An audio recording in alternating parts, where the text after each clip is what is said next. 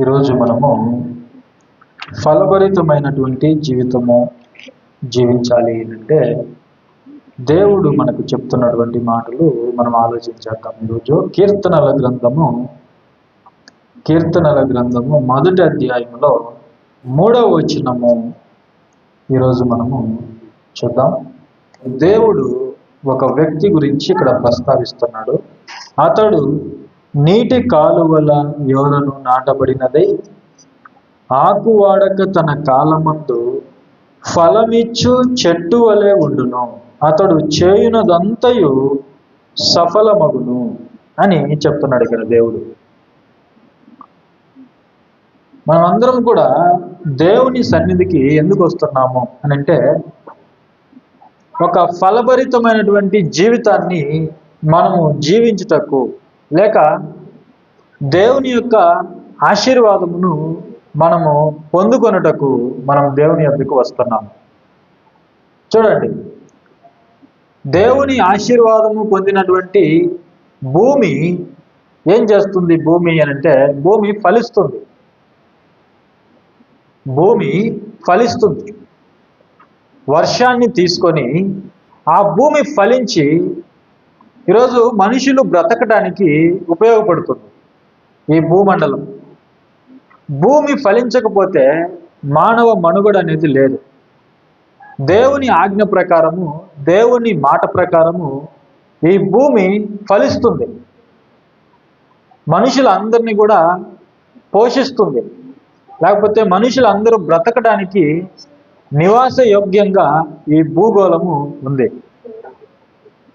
అలాగే మనుషులు కూడా ఫలించాలి అనేది దేవుని యొక్క ఆశ.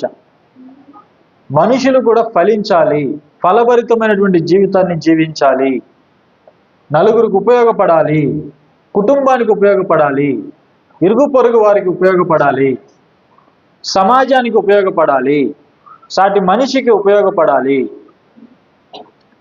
ఎదుటి వ్యక్తికి ఆశీర్వాదదాయకంగా ఉండాలి, ఎదుటి వ్యక్తిని దేవుని యొద్దకు నడిపించేవాడిగా ఉండాలి, ఎదుటి వ్యక్తిని దేవుని యొక్క ఆశీర్వాదం వైపు నడిపించే వ్యక్తిగా ఉండాలి అనేది దేవుడు కోరుకుంటున్నాడు మనిషి యొక్క జీవితంలో. దేవుడు తన యొద్దకు వస్తున్న వాళ్ళందరూ కూడా ఒక ఫలభరితమైన జీవితాన్ని జీవించాలి, ఒక స్వార్థపూరితమైనటువంటి జీవితాన్ని జీవించకూడదు. వాళ్ళు కుటుంబానికి, సభ్య సమాజానికి ఉపయోగకరంగా ఉండాలి. వారిని దేవుని సువార్త వైపు నడిపించేవారుగా ఉండాలి. నిజమైన ఆశీర్వాదం ఏంటంటే సువార్తను సంపాదించుకోవడమే నిజమైనటువంటి ఆశీర్వాదం. పౌలు గారు మనకు చెప్పారు, నిజమైన ఆశీర్వాదం ఏంటంటే సువార్తను దేవుడు మనకు అనుగ్రహించటమే నిజమైనటువంటి ఆశీర్వాదం. ఈ యొక్క సువార్తని వ్యాప్తి చేయటంలో, లేకపోతే ఈ సువార్తను అనేక మంది వద్దకు తీసుకొని వెళ్ళటంలో మనము ఒక ఫలభరితమైనటువంటి జీవితాన్ని జీవించాలి. అంటే మనం ఎంతమందికైతే, లేక ఎంతమందినైతే సువార్త వైపు నడిపిస్తామో అది ఒక ఫలభరితమైనటువంటి జీవితం, అది ఒక ఫలవంతమైనటువంటి జీవితం. ఇక్కడ దేవుడు ఒక వ్యక్తి గురించి మాట్లాడుతున్నాడు. ఏంటంటే అతడు ఎలా ఉంటాడు అని అంటే, నీటి కాలువల యోరన నాటబడినదై ఆకువాడక తన కాలమందు ఫలమిచ్చు చెట్టు వలె ఉండును. ఒక చెట్టు ఎప్పుడైతే నీటి కాలువల యోరన నాటబడినదై ఉంటుందో అది ఎప్పుడు కూడా ఆ నీటిని తీసుకొని, ఆ వృక్షము, ఆ చెట్టు ఆ నీటిని తీసుకొని ఆ చెట్టు ఫలిస్తుంది. నీరు లేకపోతే ఆ చెట్టు ఫలించదు. బాగా గమనించండి. మనం ఒక మొక్కను ఇంటిలో నాటినప్పుడు, పెంచుకుంటున్నప్పుడు ప్రతిరోజు ఆ మొక్క ఏపుగా ఎదగాలి, పువ్వులు ఇవ్వాలి, కాయలు ఇవ్వాలి, ఫలించాలి అని అంటే ఆ చెట్టుకి, ఆ మొక్కకి మనం నీళ్లు పోస్తాం. నీళ్లు లేకపోతే ఆ చెట్టు ఫలించదు, ఆ మొక్క ఎదగదు, అది నాశనం అయిపోతుంది. అది ఎండిపోతుంది, అది వాడిపోతుంది, అది ఎవరికి ఉపయోగపడదు. అది ఎవరికి పువ్వులు ఇవ్వదు, అది ఎవరికి కాయలు ఇవ్వదు, అది ఎవరికి ఏమీ ఇవ్వదు, అది ఉపయోగపడదు ఎవరికి కూడా. అయితే మనం ఎప్పుడైతే నీరు పోస్తామో ఆ వృక్షం ఫలిస్తుంది, ఆ మొక్క ఫలిస్తుంది, ఆ చెట్టు ఫలిస్తుంది. అదేవిధంగానే ఇక్కడ నీటి కాలువల యోరన నాటబడినటువంటి ఒక వృక్షం, ఒక చెట్టు ఏదైతే ఉందో అది తన కాలములో సకాలములో అది ఫలిస్తుంది, తన దగ్గరకు వచ్చేవారందరికి కూడా ఫలాలు అందిస్తుంది, అనేక మందికి నీడనిస్తుంది, అనేక మందికి గాలినిస్తుంది, అనేక మందికి తన ఫలాలు ఇస్తుంది, తన పువ్వులను ఇస్తుంది, ఉపయోగకరంగా ఉంటుంది. ఒక వృక్షం, ఒక చెట్టు ఎప్పుడు అనంటే దానికి నిరంతరము నీరు సరఫరా జరిగినప్పుడు. నీరు లేకపోతే ఆ చెట్టు అయినా ఆ మొక్క అయినా ఎండిపోతుంది. ఇక్కడ మన జీవితం కూడా ఫలించాలి అనంటే మన జీవితం ఎప్పుడు కూడా జీవజలమైనటువంటి యేసుక్రీస్తు ప్రభువుతో అంటుకట్టబడి ఉండాలి. మనం ఎప్పుడు కూడా యేసు ప్రభుతో ఒక అన్యోన్య సహవాసం కలిగి మనం ఉండాలి. దేవునితో మనం అంటుకట్టబడి ఉండాలి. మనం దేవునికి వేరై ఉండి మనం ఏమీ కూడా సాధించలేం ఈ లోకంలో. మనం దేవునికి వేరై ఉంటే ఒక స్వార్థపూరితమైన జీవితాన్ని మనం జీవించగలమే కానీ 10 మందికి ఉపయోగపడే జీవితాన్ని లేక కుటుంబానికి ఉపయోగపడే జీవితాన్ని మనము జీవించలేం. అదే ఇక్కడ దేవుడు చెప్తున్నాడు. అతడు ఎవరు? అతడు తన కాలంలో ఫలించే వ్యక్తిగా ఉండే వ్యక్తి ఎవరు అనంటే మొదటి వచనం నుండి దేవుడు చెప్పాడు. కీర్తనలు 1వ అధ్యాయంలో 1వ వచనం నుండి దేవుడు చెప్తున్నాడు. ఎవరు ఒక ఫలభరితమైన జీవితాన్ని జీవిస్తారు? ఎవరు కుటుంబానికి ఉపయోగపడతారు? ఎవరు సంఘానికి ఉపయోగపడతారు? ఎవరు సమాజానికి ఉపయోగపడతారు? ఎవరు సమాజంలో అనేక మందికి ఉపయోగపడతారు? అనేక మందిని ఆదరిస్తారు, అనేక మందిని పోషిస్తారు, అనేక మందికి దేవుని సువార్త ఆశీర్వాదాన్ని అందజేస్తారు, అనేక మందిని దేవుని యొద్దకు ఎవరు నడిపిస్తారు, అనేక మందికి ఎవరు ఆశీర్వాదముగా ఉంటారు అని అంటే మొదటి వచనం నుండి దేవుడు చెప్తున్నాడు. చూడండి, దుష్టుల ఆలోచన చొప్పున నడువక అని అంటున్నాడు. మొదటిగా మనం ఈరోజు ఒక ఫలభరితమైనటువంటి జీవితాన్ని, ఒక చెట్టు ఏ విధంగా ఇతరులకు ఉపయోగపడుతుందో, తన ఫలాలు అందిస్తుందో మనం కూడా ఆ విధంగా జీవించాలి. కేవలం మనము ఒంటరిగా ఉండి, ఒంటరిగా వచ్చి, ఒంటరిగా చనిపోవడం కాదు, కానీ ఈ లోకంలో మనం జీవించినంత కాలం అనేక మందికి ఆశీర్వాదంగా ఉండాలి, లేక అనేక మందిని దేవుని వైపు మనం నడిపించేవారుగా ఉండాలి. ఈ లోకంలో దేవుడు తెలియకుండా నశించిపోయే వాళ్ళు, సువార్త అందకుండా వాళ్ళ జీవితాల్ని అస్తవ్యస్తం చేసుకుంటున్న వాళ్ళు ఎంతోమంది ఉంటున్నారు. ఎంతోమంది పేదరికంలో మగ్గిపోతున్న వాళ్ళు ఉన్నారు. ఎంతోమంది తినడానికి తిండి లేక, వస్త్రాలు లేక, ఎలాంటి సహాయ సహకారాలు అందకుండా జీవించే వాళ్ళు ఎంతోమంది ఉన్నారు. అలాంటి వారందరికీ కూడా మనం ఒక ఆశీర్వాదంగా మారాలి. కేవలం మనం వచ్చి వెళ్ళిపోయే వారంగా కాదు, దేవుడు ఆ విధంగా మనల్ని చేయాలి అని అనుకుంటున్నాడు. తన యొద్దకు వచ్చే ప్రతి ఒక్కరిని కూడా ఆ విధంగా మార్చాలి అని అనుకుంటున్నాడు. అయితే ఆ విధంగా మనం అందరం కూడా మార్చబడాలి అని అంటే దేవుడు ఏం చెప్తున్నాడంటే, దుష్టుల ఆలోచన చొప్పున నడవకూడదు, పాపుల మార్గములో నిలవకూడదు. ఏ వ్యక్తి అయితే దీవించబడాలి, ఏ వ్యక్తి అయితే ఫలించాలి అని అనుకుంటాడో, ఈరోజు మీ అందరికీ ఆశ ఉంది, నేను ఫలించాలి, మనందరికీ ఆశ ఉంది, నేను ఫలించాలి, నేను ఒంటరిగా ఉండకూడదు, నేను అనేక మందికి ఉపయోగపడాలి అని మనం అనుకుంటున్నాం. అనుకుంటే మనకు ఫలభరితమైనటువంటి జీవితం రాదు. దేవుడు చెప్తున్నటువంటి మాటలు మనం ఎప్పుడైతే పాటిస్తామో అప్పుడే మన జీవితం ఆశీర్వదింపబడుతుంది. దేవుడు అబ్రహాంను ఆశీర్వదించాడు, అబ్రహాం గారిని ఆశీర్వదించాడు. నీ సంతానం ద్వారా భూలోక రాజ్యాలన్నింటినీ కూడా నేను ఆశీర్వదిస్తాను అని చెప్పాడు అబ్రహాం గారికి దేవుడు. ఆ విధంగా ఆశీర్వదించాడు. ఎప్పుడు ఆశీర్వదించాడు అని అంటే అబ్రహాం గారు దేవుని మాటకు లోబడినప్పుడు మాత్రమే. నీవు బయటికి రావాలి, నేను చూపించే మార్గంలోకి నువ్వు వెళ్ళాలి, నేను చూపించే దేశానికి నువ్వు వెళ్ళాలి. ఈరోజు దేవుడు మనతో చెప్తున్నాడు, ఆయన మాటలు ఏవైతే మనం పాటించాలని దేవుడు ఇక్కడ చెప్తున్నాడో వాటిని మనము అనుసరించినప్పుడే మన జీవితం కూడా అబ్రహాం గారి లాగా ఫలిస్తుంది. అనేకులకు ఆశీర్వాదంగా మన జీవితం ఉంటుంది. దుష్టుల ఆలోచన చొప్పున నడవక, పాపుల మార్గమున నిలవక, అపహాసకులు కూర్చుండు చోటను కూర్చుండక అని చెప్తున్నాడు. అంటే మనం ఎవరి ఆలోచన చొప్పున నడవకూడదు? దుష్టుల ఆలోచన చొప్పున మనం నడవకూడదు.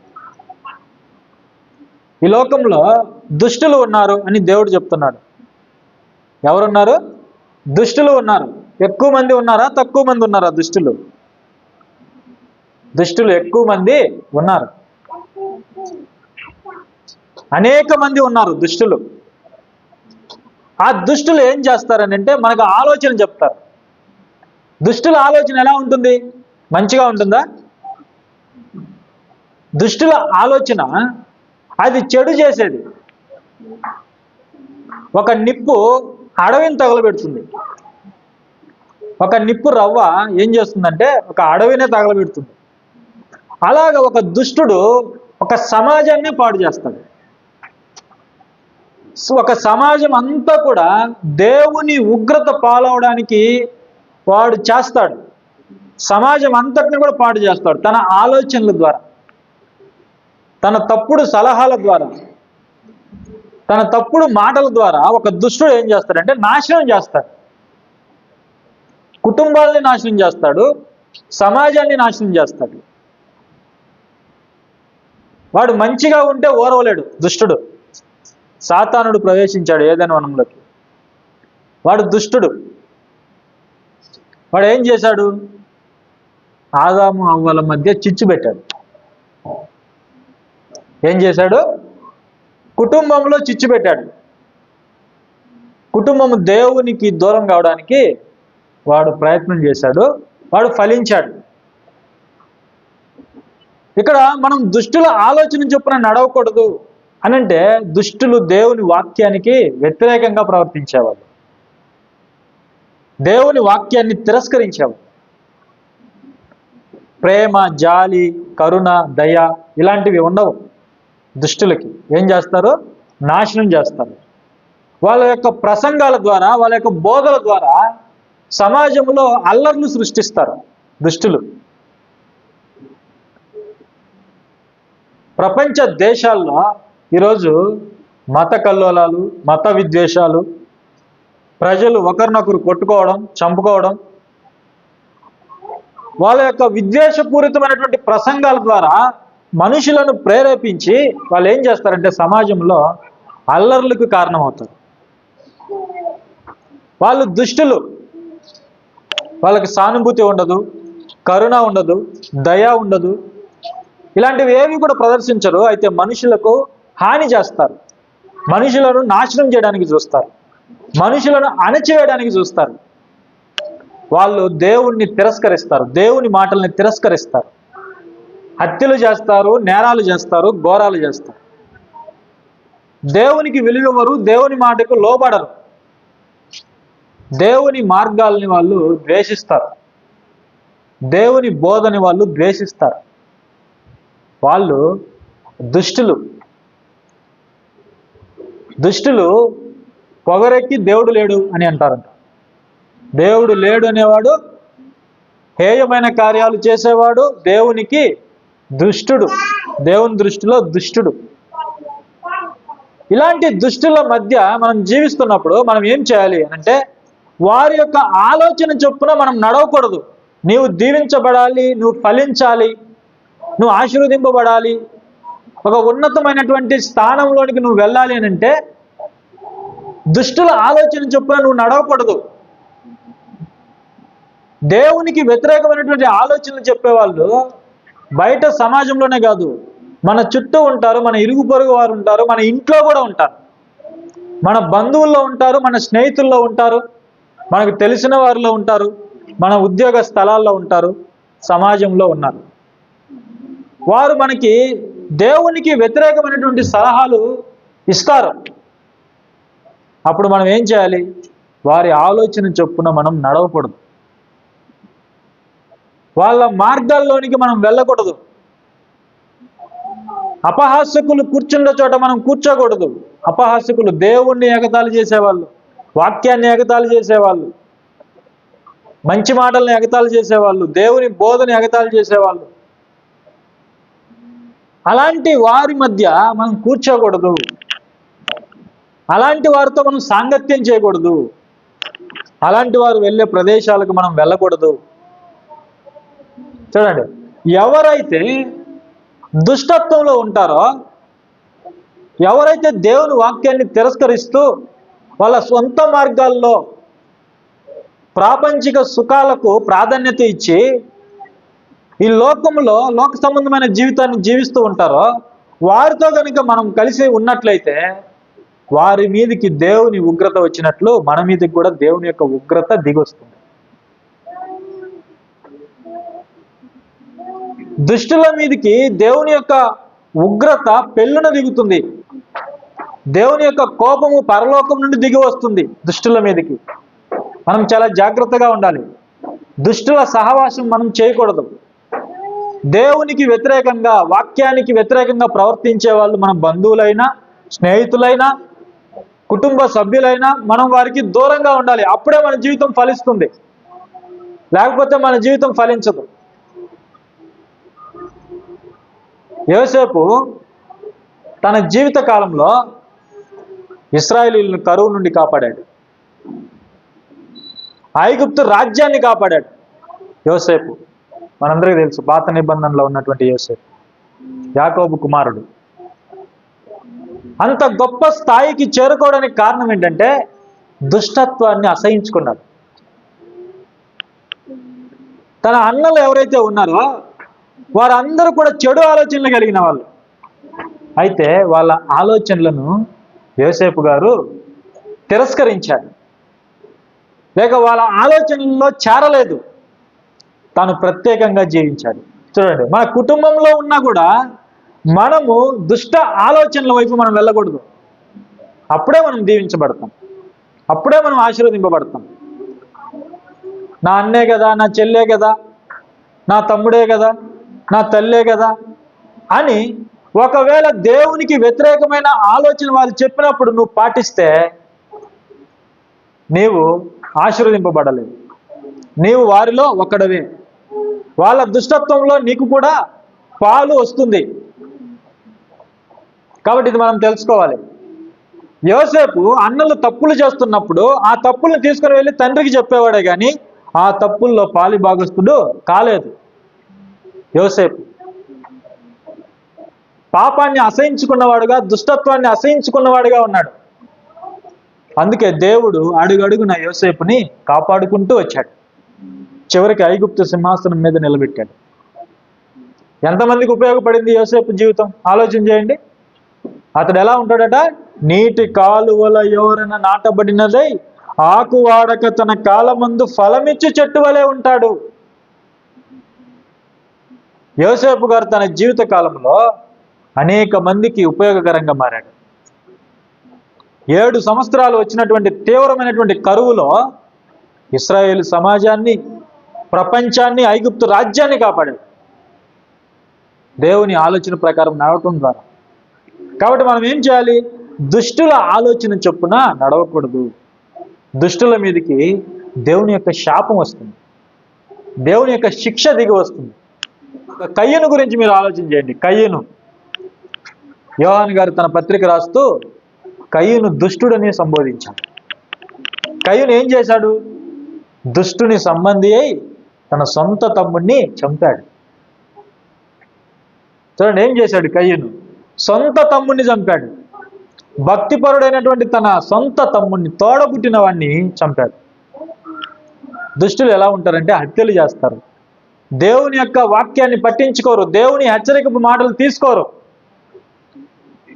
కయ్యూను హేబేలుని చంపడానికి ముందు దేవుడు వచ్చి మాట్లాడాడు. నీవు సత్క్రియ చేస్తే నువ్వు తల ఎత్తుకొనవా? నువ్వు సత్క్రియ చేయకపోతే పాపము నీ వాకిట పొంచి ఉంటుంది, ఆ పాపం నిన్ను ఏలుతుంది, దానికి అవకాశం ఇవ్వద్దు అని దేవుడు హెచ్చరించాడు కయ్యూని. అయితే దుష్టుడైన కయ్యూని ఏం చేశాడు? సాతాను సంబంధి అయినటువంటి కయ్యూని ఏం చేశాడు? దేవుని మాటలు లెక్క చేయకుండా తమ్ముణ్ణి చంపాడు. అత్యంత కర్కశంగా సొంత తమ్ముణ్ణి చంపాడు. తద్వారా ఏం జరిగింది కయ్యూని జీవితంలో అని అంటే, జీవితాంతం శాపం అనుభవించాడు. దేవుడు జీవితాంతం కయ్యూనికి శాపం అనుగ్రహించాడు, శాపం ఇచ్చాడు. మంచి జీవితం జీవించలేదు కయ్యూని. అనేక మందికి ఆశీర్వాదంగా లేడు. ఒక కయ్యూను మీదకి దేవుని యొక్క ఉగ్రత దిగి వచ్చింది. ఒక ఫరో మీదకి దేవుని యొక్క ఉగ్రత దిగి వచ్చింది. వాడు దుష్టుడు, ఫరో దుష్టుడు. దేవుని పిల్లలైన ఇశ్రాయేలుని అత్యంత క్రూరంగా శ్రమ పెట్టాడు, శ్రమల పాలు చేశాడు, వారిని అణిచివేశాడు, ఎన్నో ఇబ్బందులకు గురి చేశాడు. ఈరోజు కూడా అలాంటి వాళ్ళు చాలా మంది ఉన్నారు. ప్రజల మీద ఆధిపత్యాన్ని చలాయిస్తూ ప్రజల్ని అణచివేస్తున్న వాళ్ళు చాలా మంది ఉన్నారు. కాబట్టి మనము ఈ దుష్టుల ఆలోచనకు మనం దూరంగా ఉండాలి. దేవుడు చెప్తున్నాడు మరొక మాట చూడండి, 1 కొరింథీయులకు రాసినటువంటి పత్రికలో 15వ అధ్యాయము 33వ వచనం ఒకసారి మనం చూసినట్లయితే, మోసపోకుడి, దుష్ట సాంగత్యము మంచి నడవడిని చెరుపును. చూడండి దేవుడు ఏం చెప్తున్నాడు ఇక్కడ, దుష్ట సాంగత్యం, ఒక దుష్టుని యొక్క సాంగత్యం, దుష్ట సాంగత్యం. దుష్టుడు ఎప్పుడవుతాడు మనుషుడు అంటే, దుష్టునితో సాంగత్యం చేసినప్పుడు. దుష్టుడు ఎవరు? సాతానుడు. దుష్టుడు ఎవరు? సాతానుడు. కయ్యూని ఎందుకు దుష్టుని సంబంధిగా మారిపోయింటే సాతానుతో సంబంధం చేశాడు. సాతాను ఆలోచనలు ఏవైతే ఉన్నాయో వాటిని తీసుకున్నాడు, దేవుని ఆలోచన తీసుకోలేదు. దుష్టుని ఆలోచన తీసుకున్నాడు, తమ్ముడిని చంపేశాడు. హవ్వ ఏం చేసింది? సాతాను ఆలోచన తీసుకున్నది, దేవుడు చేయొద్దన్న పని చేసింది. పండు తినద్దన్నాడు, హవ్వమ్మ అపవాది మాట విని పండు తిన్నది, పడిపోయింది. పడిపోయినటువంటి హవ్వమ్మ భర్తను కూడా పడేసింది. ఏం చేసింది? తాను పడిపోయింది, తర్వాత భర్తను కూడా పడేసింది, పండు తినిపించింది. చూడండి, దుష్టుని యొక్క ఆలోచన మనం ఎప్పుడైతే తీసుకుంటామో మనం వానితో సాంగత్యం కలిగి ఉన్నాము. అదేం చేస్తుంది? మంచి నడవడికను చెరుపుతుంది. మనం ఎప్పుడైతే ఒక దుష్టుని ఆలోచన మనం తీసుకున్నామో, దేవునికి వ్యతిరేకమైనటువంటి వ్యక్తి ఇచ్చే సలహాలు మనం తీసుకుంటామో, మన కుటుంబం పాడైపోతుంది. ఏమైపోతుంది? మన కుటుంబం పాడైపోతుంది. దేవునితో ఉన్న మన అన్యోన్య సహవాసం తెగిపోతుంది. సమాజంలో మనకు ఉన్నటువంటి మంచి పేరు చెడిపోతుంది. చూడండి, దుష్ట సాంగత్యం, ఎవరైతే అపవాది మాటలకు లోబడతారో, అపవాది బోధను తీసుకుంటారో, వాడి మార్గాల్లో నడుస్తారో, వాళ్ళు ఎంతటి కీడు చేయడానికైనా వాళ్ళు వెనుకాడరు. యేసుక్రీస్తు ప్రభుల వారు ఆయన భూమి మీద శరీరధారిగా ఉన్నప్పుడు యూదులతో ఏమన్నాడంటే, మీరు అపవాది సంబంధులు. ఏమన్నాడు? మీరు మీ తండ్రి యొక్క అపవాది సంబంధులు. వాళ్ళు ఎవరిని తండ్రిగా చేసుకున్నారు? అపవాదిని తండ్రిగా చేసుకున్నారు. అపవాది బోధలను వాళ్ళు తీసుకున్నారు, అపవాది మాటల ప్రకారం వాళ్ళు ప్రవర్తిస్తున్నారు. వాళ్ళ చేతుల్లో బైబిల్ ఉన్నా కూడా, దేవుని మాటలు ఉన్నా కూడా వాటిని పక్కన పెట్టి అపవాది మాటల ప్రకారంగా వాళ్ళు జీవిస్తున్నారు. అందుకే వాళ్ళు యేసు ప్రభుని సిలువ వేశారు. అందుకే వాళ్ళు దేవుని కుమారుడిని చంపారు. దేవుని కుమారుడితో వాళ్ళు ఏం చేయాలి? సహవాసం చేయాలి. దేవుణ్ణి ప్రేమించే వాళ్ళైతే దేవుని కుమారుని ఏం చేస్తారు చెప్పండి? దేవుణ్ణి ప్రేమించే వాళ్ళైతే దేవుని కుమారుని ఏం చేస్తారు? దేవుని కుమారుని కూడా ప్రేమిస్తారు. దేవుణ్ణి గణపరిచేవారైతే దేవుని కుమారుణ్ణి కూడా గణపరుస్తారు. అయితే వాళ్ళు దేవుని కుమారుణ్ణి ద్వేషించారు, దేవుని కుమారుణ్ణి దూషించారు. చివరికి దేవుని కుమారుణ్ణి సిలువ వేసి చంపారు. ఎందుకంటే వాళ్ళు దేవుని సంబంధులు కాదు, వాళ్ళు దుష్టుని యొక్క సంబంధులు. అందుకే యేసు ప్రభువులు చెప్తున్నారు, మీరు మీ తండ్రి యొక్క అపవాది సంబంధులు. ఆ మాట చూద్దాం చూడండి. యోహాను సువార్త 8వ అధ్యాయము 44వ వచనం మనం చూస్తే, మీరు మీ తండ్రి యొక్క అపవాది సంబంధులు, మీ తండ్రి దురాశలు నెరవేర్చగోరుచున్నారు. దుష్టులు అని మనం ఎలా చెప్పొచ్చు అని అంటే, వాళ్ళు అపవాది యొక్క కోరికలు ఏవైతే ఉన్నాయో వాటిని నెరవేరుస్తారు. వాళ్ళ జీవితంలో ఆశీర్వాదం ఉండదు, వాళ్ళ జీవితంలో ఫలభరితం అనేది ఉండదు. వాళ్ళు ఫలించరు, 10 మందికి ఉపయోగపడరు, 10 మందిని వాళ్ళు ఆదుకోలేరు, 10 మందికి వాళ్ళు భోజనం పెట్టరు, 10 మందిని వాళ్ళు ఆదుకోలేరు. ఏ విధంగా కూడా 10 మందికి ఉపయోగపడలేరు. ఎందుకంటే అపవాది ఎవరిని పట్టించుకునేవాడు కాదు, అందరినీ వాడు నాశనం చేసేవాడు. వాడి మార్గాల్లో నడిచే వాళ్ళు కూడా అలాగే ఉంటారు. మీరు మీ తండ్రి దురాశలు నెరవేర్చగోరుచున్నారు. అపవాది ఎలాంటివి కలిగి ఉన్నాడు? దురాశలు కలిగి ఉన్నాడు. అపవాది వాడు దురాశలు కలిగి ఉన్నాడు. వాడు ఎంత దురాశపరుడంటే దేవుని స్థానాన్నే కోరుకున్నాడు వాడు. అపవాది పరలోకంలో దేవుడు ఒక అందమైన దేవదూతగా సృజించాడు, జ్ఞానం కలిగినటువంటి, సౌందర్యం కలిగినటువంటి దేవదూతగా సృజించాడు. అపవాదికి ఒక ఉన్నతమైనటువంటి స్థానాన్ని అనుగ్రహించినప్పుడు ఆ అపవాది, ఆ దేవదూత ఏం చేశాడనంటే దేవుని స్థానాన్ని కోరుకున్నాడు. ఎంతటి దురాశ ఆలోచన చేయండి. దురాశ కాదు అది, దేవుని స్థానాన్ని కోరుకోవడం అనేది ఎంతో దురాశతో కూడుకున్నటువంటి క్రియ. అది దేవుని స్థానంలో దేవునిగా వాడు కొనియాడబడాలి అని అనుకున్నాడు. ఈరోజు కూడా వాని ఆలోచనలు అనుసరించే వాళ్ళందరూ కూడా ఒక దేవునిగా ఉండాలని కోరుకుంటారు. అందరూ వాన్నే గణపరచాలి, అందరూ నన్నే స్తుతించాలి, నన్నే గణపరచాలి, అందరూ నన్నే పొగడాలి, అందరూ నా మాటల ప్రకారం జీవించాలి అని అనుకుంటారు. అది ఎవరి ఆలోచన అంటే అపవాది యొక్క ఆలోచన. ఆనాడు ఉన్నటువంటి మత పెద్దలు కూడా దేవుని వాక్యాన్ని పక్కన పెట్టి, మేం చెప్పిందే చేయాలి ప్రజలు, మేం పెట్టిన పద్ధతులే ఆచరించాలి, మేం పెట్టిన ఆచారాలే వాళ్ళు చేయాలి, మా చెప్పు చేతల్లో వాళ్ళు ఉండాలి అనే ఆలోచనలు కలిగి వాళ్ళు ప్రజలను పరిపాలిస్తున్నారు, ఇశ్రాయేలీయులను. అలాంటి వారితో ప్రభు చెప్తున్నాడు, మీరు మీ తండ్రి దురాశలు నెరవేర్చగోరుచున్నారు. అపవాది కలిగి ఉన్నది దురాశలు, మంచి ఆశలు కాదు, దురాశలు. వాడు ఎలాంటి వాడంటే చూడండి, వాడు నరహంతకుడై ఉండి సత్యమందు నిలిచిన వాడు కాడు. వాడు నరహంతకుడు. అపవాది ఎవరు? నరహంతకుడు. అపవాదితో సహవాసం చేసిన కయ్యను కూడా హంతకుడిగా మారిపోయాడు కొన్ని దినాలకే. చూడండి, మనం ఒక తాగుతున్నటువంటి వ్యక్తితో మనం సహవాసం చేస్తే కొంతకాలానికి ఏమైపోతాం? మనం కూడా తాగడము మొదలు పెడతాం. చెడు అలవాట్లు కలిగినటువంటి వ్యక్తితో మనం సహవాసం చేస్తే కొంతకాలానికి ఆ చెడు అలవాట్లు మనం కూడా నేర్చుకుంటాం, మనం కూడా చెడు చేయడం ప్రారంభిస్తాం. కాబట్టి అలాంటి వారికి మనం దూరంగా ఉండాలి, దుష్టులకు మనం దూరంగా ఉండాలి, అపవాది ఆలోచనలకు మనం దూరంగా ఉండాలి.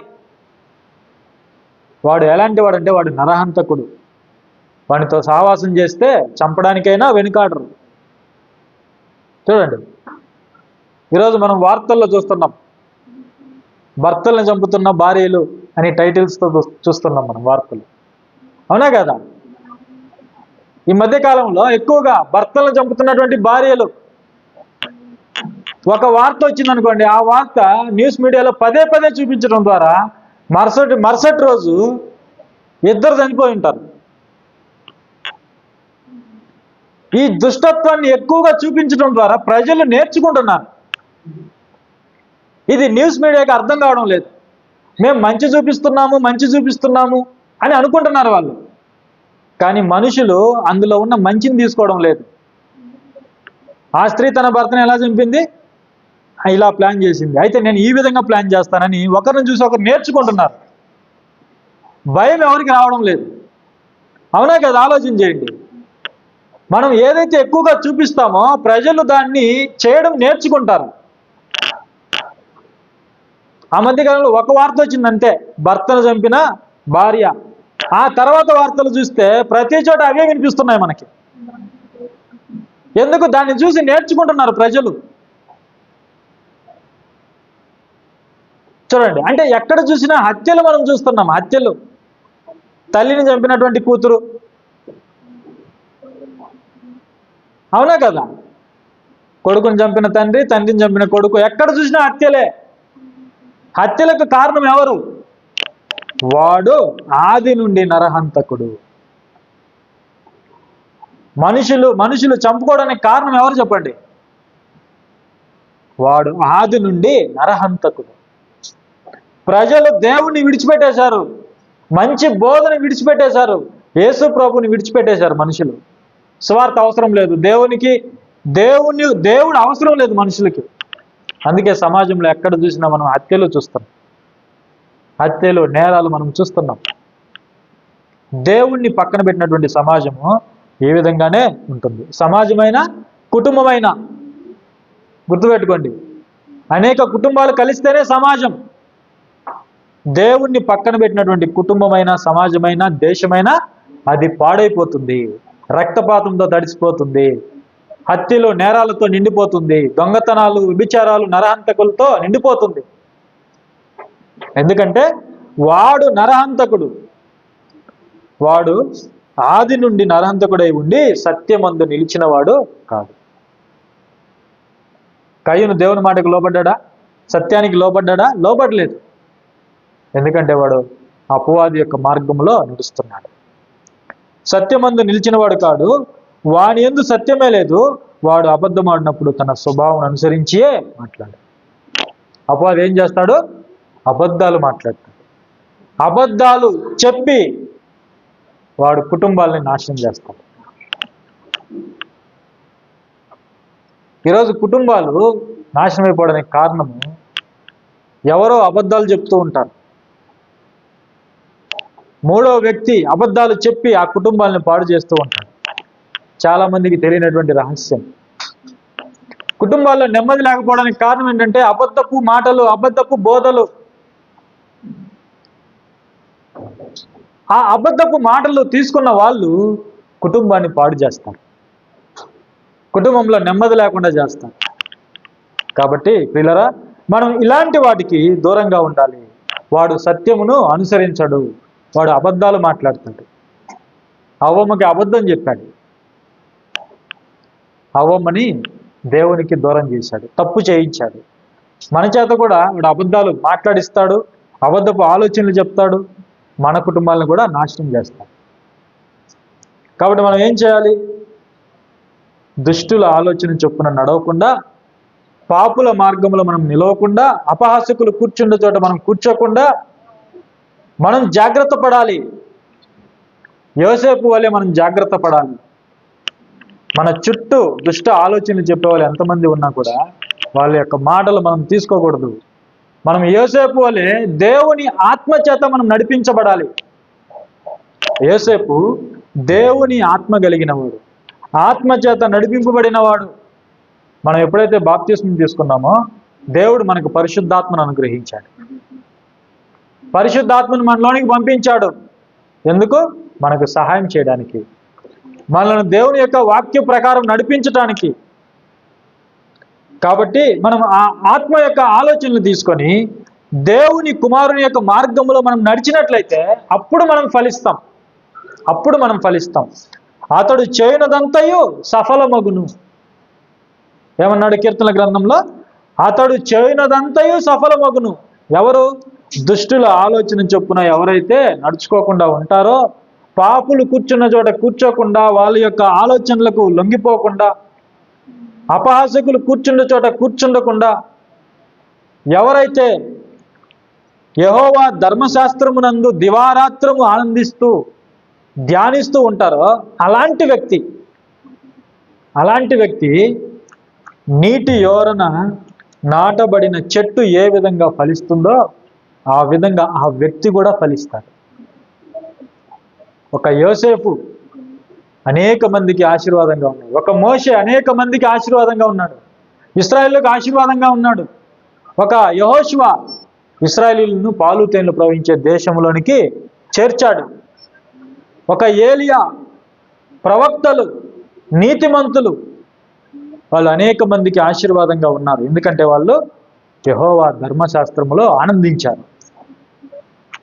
యెహోవా ధర్మశాస్త్రాన్ని వాళ్ళు దివారాత్రము ధ్యానించారు.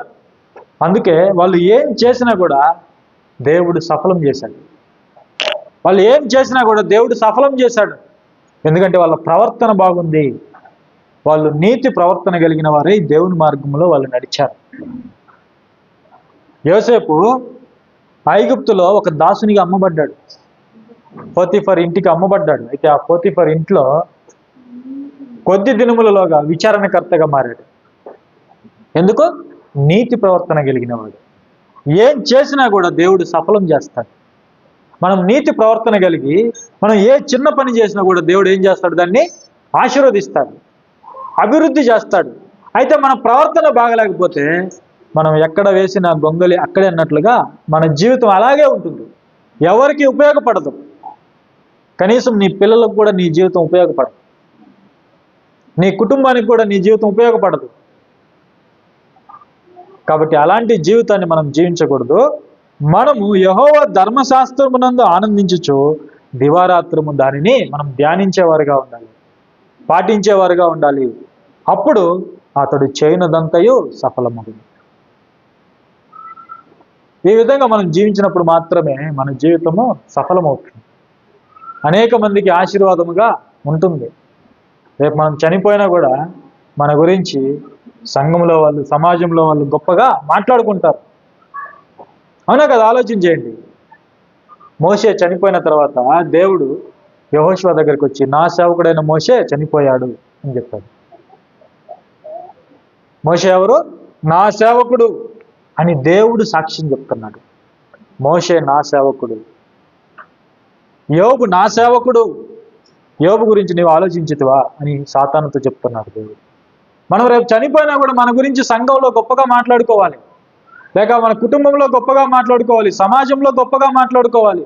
సుగంధ తైలము కంటే మంచి పేరు మేలు. ప్రసంగి గ్రంథంలో చెప్పాడు, సుగంధ తైలము కంటే మంచి పేరు మేలు. దేవుని యొక్క కార్యాలు మనం ఎప్పుడైతే చేస్తామో మనం మంచి పేరు సంపాదించుకుంటాం. మరి ఆ విధంగా మనం అందరం కూడా ముందుకు వెళ్ళాలని కోరుకుంటూ ఈ చిన్న సందేశాన్ని ముగిస్తున్నాను.